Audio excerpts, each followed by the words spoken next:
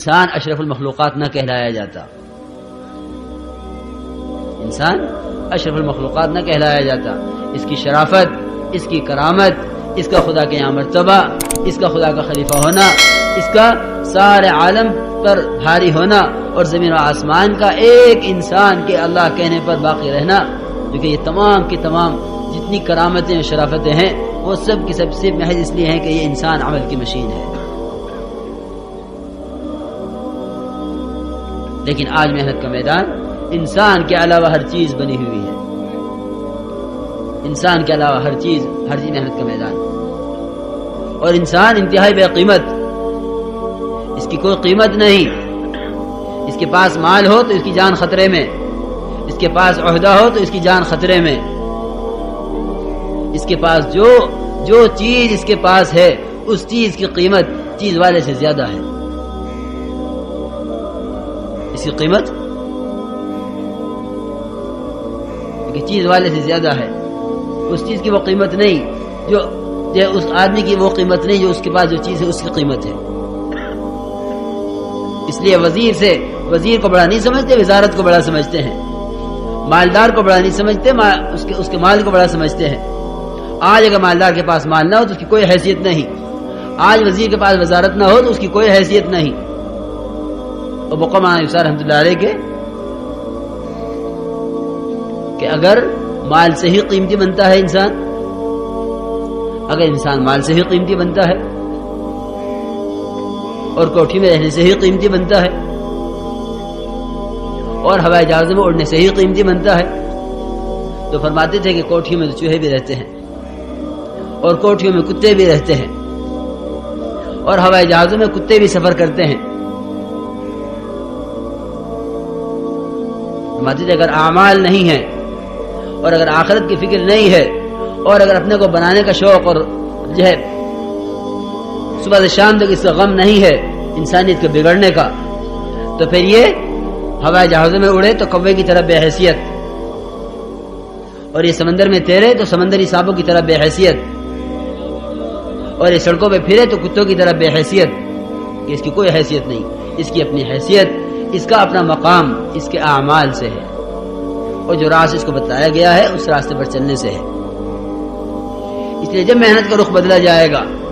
تو اللہ تعالیٰ تاکید کے ساتھ فرماتے ہیں جو ہمارے دین کی محنت کرتے ہیں ہم انہیں ضرور ہدایت دیتے ہیں،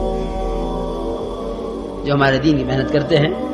ہم انہیں ضرور ہدایت دیتے ہیں۔ والذین جاہدوا فینا لنہدینہم سبلنا،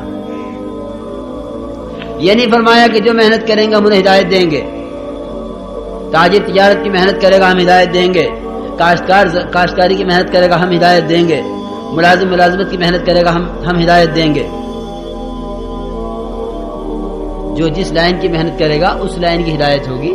جو جس لائن کی محنت کرے گا وہ لائن اس پر کھلے گی، لیکن جو ہماری لائن میں محنت کرے گا ہم اسے اپنی لائن کی ضرور ہدایت دیں گے اور ضرور اپنا راستہ اس پر کھولیں گے۔ اس لیے میرے عزیز دوستوں اور بزرگوں، ہمیں اپنی محنت کے رخ کو بدلنا ہے، ہمیں اپنی محنت کے رخ کو بدلنا ہے، اور محنت کے رخ کو بدل کر دنیا سے آخرت کی طرف، چیزوں سے اعمال کی طرف، اور فنا ہونے والی چیزوں سے ہمیشہ ملنے والی جو ہے نعمتوں کے حاصل کرنے کی طرف اپنے رخ کو ہمیں بدلنا ہے۔ کیونکہ جب رخ بدل جاتا ہے محنت کا، جب محنت کا رخ بدل جاتا ہے تو جسے رخ کیا گیا ہے اس طرف چیزیں نظر آنی شروع ہو جاتی ہیں کہ ابھی محنت کا رخ کیا تھا، اب محنت کا رخ کیا ہے، ابھی محنت کا رخ چیزوں کا تھا، اب محنت کا رخ اعمال کا ہے۔ کیونکہ جب اعمال کے رخ پر آدمی پڑ جاتا ہے تو اعمال کے ذریعے سے مسائل حل ہوتے نظر آنے لگتے ہیں، لیکن کیونکہ ابھی محنت ہے ملک و مال کی، ابھی محنت ہے چیزوں کی، ابھی محنت ہے تجارت کی، ابھی محنت ہے زراعت کی اور ملازمت کی، ابھی محنت ہے خدا کی ذات سے بالواسطہ مسائل کو حل کرانے کی، خدا کی ذات سے بلا واسطہ اور براہ راست مسائل کو حل کرانے کی محنت نہیں ہے، جو کہ ہے کہ اس محنت کے رخ کے بدل جانے کی وجہ سے اعمال سے ہوتا نظر نہیں آتا، کہ جس کے پاس اتنا مال اتنا کامیاب، جس کے پاس اتنی چیزیں وہ اتنا کامیاب، جس کے پاس اتنے ٹریکٹر وہ اتنا کامیاب، جس کے پاس اتنی بڑی ملازمت وہ اتنا کامیاب، کیونکہ ہم نے سب نے خود کامیابی کو سوچا ہوا ہے اور خود منازل طے کیے ہوئے ہیں. حالانکہ اللہ تعالیٰ قسم کھا کھا کے فرماتے ہیں کامیاب کون ہے اور ناکام کون ہے. قد افلح المؤمنون الذين هم في صلاتهم خاشعون. کامیاب کون ہے کہ کامل ایمان والے، وہ کامیاب ہیں ہمیشہ کی کامیابی کے ساتھ. الذين هم في صلاتهم خاشعون، جو اپنی نماز کے اندر خشوع و خضوع رکھتے ہیں، اپنی نماز میں اپنی نماز کو ضائع نہیں ہونے دیتے. ارأيت الذي يكذب بالدين فذلك الذي يدعو اليتيم. کون ہے دین کا جھٹلانے والا؟ یہ ہے جو نہ مال کا حق ادا کر رہا ہے نہ جان کا حق ادا کر رہا ہے.